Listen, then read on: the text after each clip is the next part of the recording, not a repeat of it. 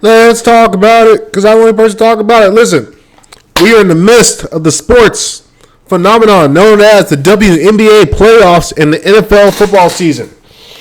And let me tell you something, brother. To all my young hoopers who are watching, all my young football players, let me tell you something right now this fucking second. Let me tell you, because nobody else is going to tell you this shit. Go play soccer. Listen, soccer is the key, young man. Go to the promised land of the pitch. Get the bleep off the basketball courts and the hardwood courts, because WNBA is going to freaking sweep the NBA. That's going away pretty soon. Give it about 5-10 years. There's going to be nobody watching NBA. Nobody wants to watch those freak shows. And the NFL football season, as we have learned, with Andy Dalton, that Bryce Young guy losing his job, and Ty Tuivasa, football is no longer interesting. Let's get into it. This is a deep dive one. So, I had a situation with my young brother-in-law. I had to break his hoop dreams. We got a lot of young black males, Asiatic males that are walking around aspiring to be hoopers and football players and rappers. And I'm saying, listen, young man, listen to me well. There's a better way. There's a pathway. There's a better way. There's a better mother bleeping way than playing football and basketball and rapping. And I'm going to give you the promised land. Like, okay, side note, just on a side thing. With the rapper shit, listen, if you are a talented young black person with music, go into R&B. Go right now, learn how to play piano. Learn how to sing, learn how to play guitar or saxophone. Take your ass to go learn how to play some R&B or jazz, classical music. Learn how to play in the orchestra, get you paid. That's going to keep your bills paid. Rapping is a dead sport the same way basketball and football is a dead sport. So I'd explain to my young man. I said, look, young man, let me talk to you, brother. Let me talk to you for a second, young brother. Let me talk to you. Listen, you are athletically gifted, but you're not a freak. There's a clear classification. See, I gotta explain to the young people. Too often, young men, they're out there and they're looking at like their little scope of people in their little pond of competitive athletic people, and they think because they might be able to outrun the local kids in their neighborhood or the kids at the local YMCA or at the park and the pickup and all this other stuff, they think they got a chance. And see, what I'm here to do is to crush them fucking dreams and crush your dreams so I can give you the vision.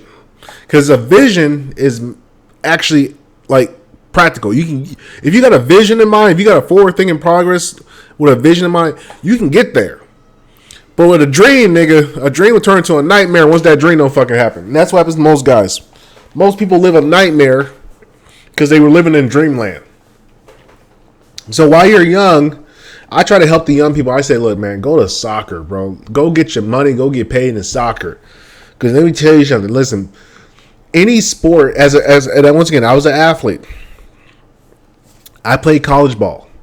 I loved football. Football was my passion, my joy. It was everything I fucking could imagine. I said, dude, I love this sport. I never want to do anything else but this sport. And then I got a scholarship for football. You know what I realized very quickly? I fucking hate this shit. This shit is horrible. I gotta wake up every morning for practice. I'm bruised. I'm beat up. I'm getting knocked down in fucking practice. I gotta sit behind 2 or 3 guys in a depth chart that I'm not gonna ever get a pass and play past. And all this just to go to college. I said, dude, this is fucking horrible. Why did nobody tell me it was this shitty? You know why nobody ever tells you this shitty? Because the only time you hear from people are the people that made it. And then the people who don't make it are usually the dream killers, but they don't have a vision. So they just said, man, you never gonna make it because I never made it, so you ain't gonna fucking make it. But there's never somebody to provide a different pathway for how to get to the next level.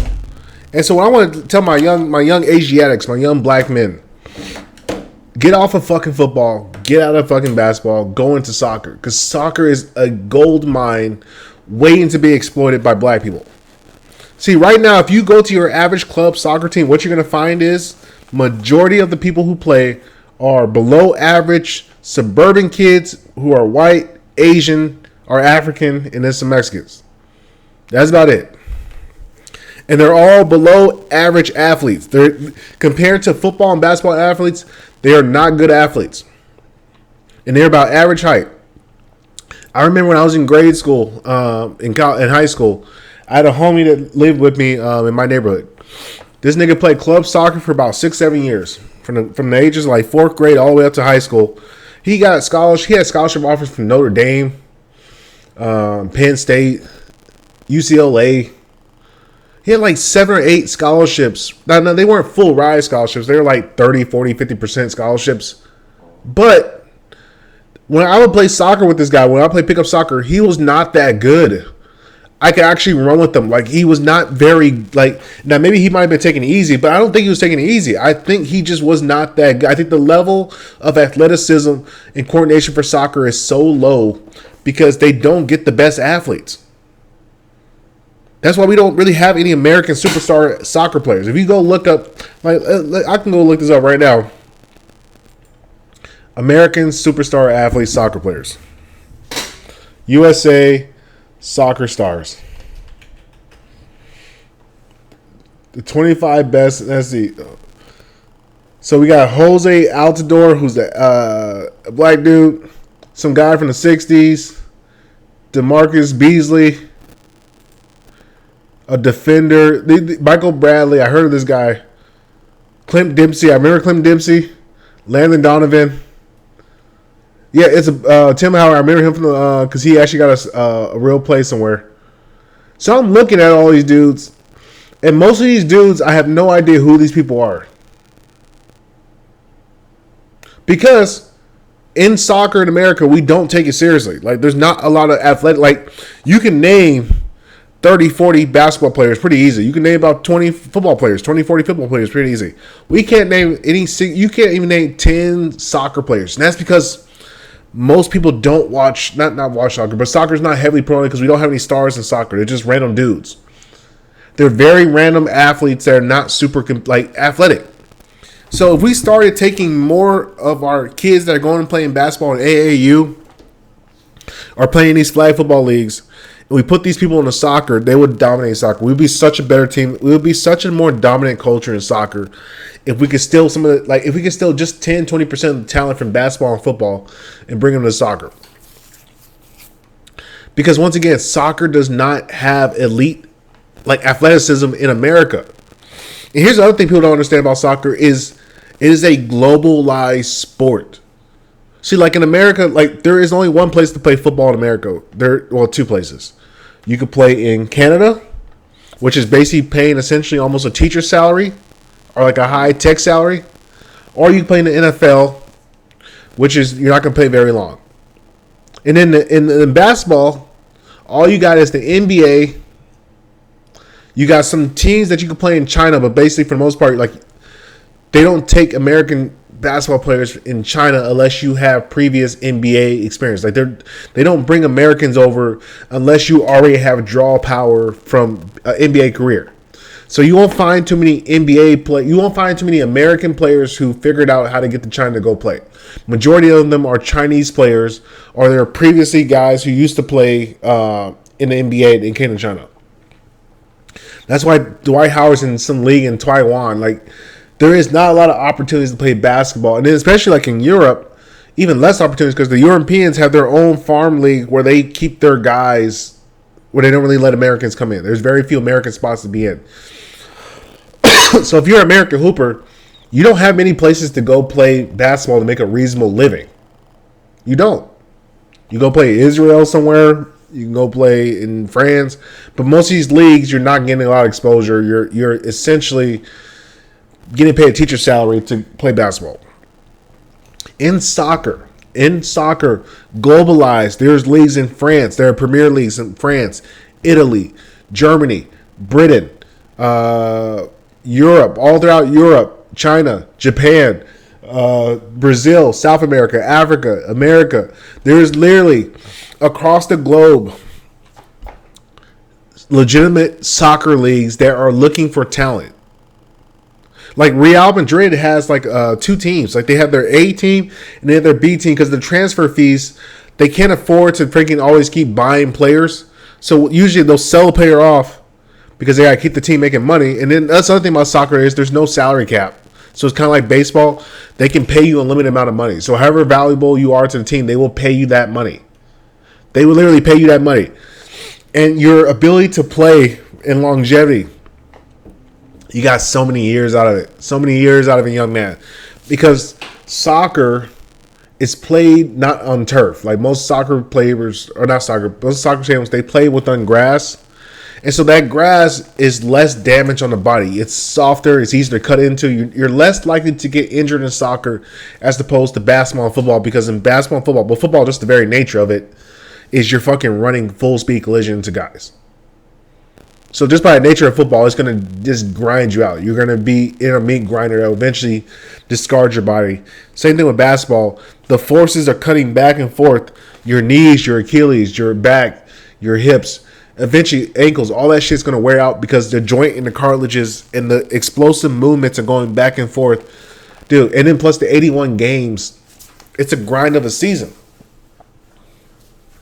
So soccer, not only do you're healthier because you're taking less damage, the game's easier to play because you're basically doing a long distance like jog and run, passing and just making short spurts of hitting or kicking, whatever the hell. There's not a lot of like boom, boom, but not a lot of hard contact. So you have longer careers. You get to play longer. You get to play better. And then plus you get the World Cup too. You got more opportunities. So I say all to say, man, if you're an athletic young black man, take your ass to the pitch. Go find out your club soccer. Go find out who that coach is and say, look, I want to learn how to be a striker. And start as a striker and work your way back into a defender. Because you can always be a great scorer that's not as good at scoring and learn how to play defense and pass.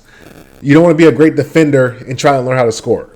So like soccer's kind of cool like that way where like you can start at the front and work your way towards the back as you get, like, if you're not that good at scoring. See, one of the things about basketball is there's not a lot of choices, man. There's not a lot of options. Same thing with football. If you're a running back, there's not too many other positions to go play as a running back. If you're a receiver, there's only so many positions to play as a receiver, lineman, defense lineman. So even though there's 21 positions to fill, realistically, you as your position on each team, because I think there's 30 teams in the NFL, if you are a corner, there's really, let's see, if there's two positions, which is 60, and there's backups. So realistically, in the NFL, just say for the corner position, let's say you got about 5 guys in rotation. There's only about 5 times the 30. There's only about 150 corner jobs at any one point in the NFL. So if you're not one of the top 100 corners in the NFL, give it up, bro. You're not going to play. You're not even going to see the field. You're not going to sniff it. Can you imagine that being one of the top 150 corners? And every year they're cranking out new guys, and there's already guys that are in the league. Same thing with basketball. You play point guard. Well, guess what? There's 30 teams in the NBA. 30 times, let's say there's maybe 3 point guards on the team. The first 2 get play. So there's 90 point guards. So if you're not one of the top 90 point guards in America or in the world, you're not going to make the NBA. If you're not if a center, same thing for all these positions. If you're really not top 100 in your position in America, in the world, you will not make the league. It's that cutthroat. And realistically, if you're not top 50, a top 50 player at your position, you probably won't even hold the job. You got to be top 50 just to pretty much get your benefits, to play enough time to get a decade and even get the benefits. And that's what I'm saying. That's what, like, dude, it doesn't make no sense to play NFL. It doesn't make no sense to play basketball. Take your ass to soccer, young man. Take your ass to soccer and go enjoy that pitch and go get paid. Get that transfer money. Get that Messi money, nigga. Stop playing.